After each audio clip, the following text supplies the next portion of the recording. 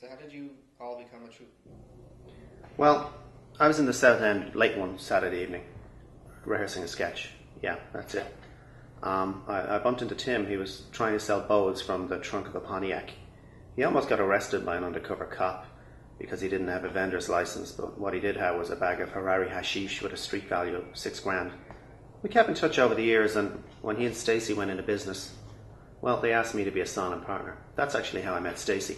We used to fly down to the Cayman Islands twice a month with a suitcase. I suppose in hindsight I should have suspected something was wrong, because whenever we went, Stacey always wore different wigs and different clothes and insisted on changing cars 5 or 6 times before we did the drop. I always remember that last time. We were just making the drop and she karate chopped me, threw me in front of the advancing cops so she could make good her escape. She jumped through a plate glass window using a waitress as a human shield. I remember lying there thinking, that kid's got talent. Anyway, it was in prison I met Steve. He and I were cellmates. He was doing a short stretch for what he called immoral irregularities.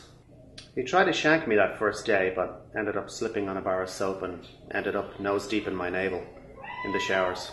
We kind of laughed about that and it broke the ice, as well as his patella.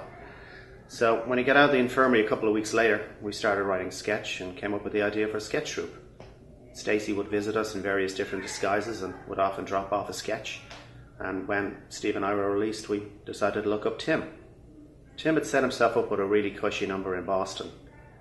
He was sitting on a street corner, wrapped up, drinking cocoa, watching and laughing as strangers walked by and slipped on the ice. And that was it. We were back together.